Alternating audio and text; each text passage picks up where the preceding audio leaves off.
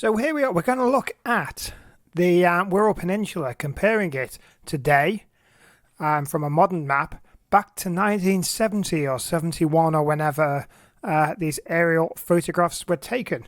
So as you can see on this map that we have here, on the black and white is the 1970 aerial photographs, and on the right is a modern day map. And we're able to slide across. They overlap each other, and we can compare things that have changed. Look at how things used to be, how things have got worse or even improved. So let's go in and take a look and see what we can find. Now, let us know if there's anywhere that you want to look, anywhere in particular. There's loads of fine detail across the peninsula that have changed. And we're hoping to find things that maybe we've never seen before or noticed before. So let's go in and take a look, see what we can find. So here we are at Bergenhead Park. Now really, in all honesty, most of Bergenhead Park hasn't changed a great deal in that time period. What is it, 40, 50 years? Still the same great park as it's always been. We do have a video on Bergenhead Park. I'll link that down below that you can go and have a look at.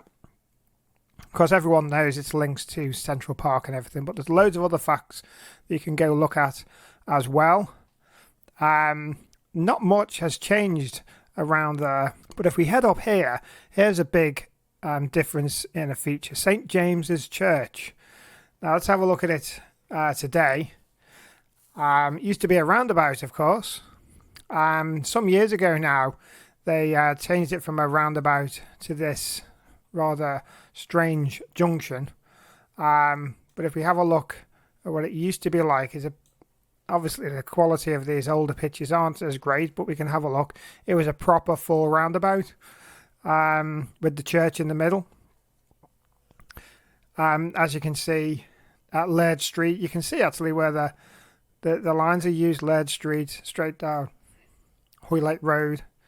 But there is a big difference. Now, if we go along here, we saw this actually on the M53, Lost M53 video, as Hoylake Road here curves off into Bidston Village. Nowadays, of course, it goes straight on to what is now the Tesco roundabout. And if we pull that across, you can see the Tesco roundabout here. Now, a lot has changed around here, actually. The old road used to curve around the bottom there. You can still roughly see where that curved. All this new junction has been put in. You can even see, now I didn't know this road coming down here, School Lane in Bidston Village, just goes to a dead end now. But look, in the past it used to go straight down to Bidston Station. I didn't know that. So there's something new. Most of that road is actually still there. Some of it's been cut off, but there's that part of the road is still there. Of course, now this is another point. It used to go to a level crossing, which you can still see. We've got a video on Bidston Station. You can still see the remnants of the old level crossing on that video. But otherwise, a lot of Bidston has changed. This is the down here. You see, I remember these football fields here. They used to be here. And then this was part of British Steel. This is the British Steel factory. And the football grounds here. These football grounds now are, well, I was going to say Tesco, but it's not Tesco, is it? It's now the tennis club and the sports club down there. Over the sports fields, funnily enough. It's all these sidings here for Bergenhead Docks for the trains. That is where Tesco and Tesco car park is now. And a big difference here, we move across to Bidston Moss. Now, of course, Bidston Moss, I don't think, well, I might be wrong on this, but it looks like here, I don't think that this was the main tip, as we called it, at the time, but it does look like it may have been started to be used as a tip. I'm not sure when Bidston's tip actually started. There's still the dock here, which is a good which is very different because all this dock has changed here now because that dock is filled in. See that large area there? That was a dock. And there's a ship in that dock here. There's 3 ships in this dock and they're offboarding all sorts of stuff. This little water bit here is gone. And a lot of train tracks here, which have gone. Look at the difference there. There's a lot of sidings heading into the docks that came off this spur.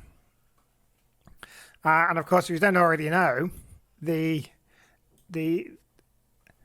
approach road from the motorway to the Wallasey Tunnel, this green line here, to the Wallasey Tunnel entrance, at this point in time was being constructed, but it is actually the original train line to Seacombe Station.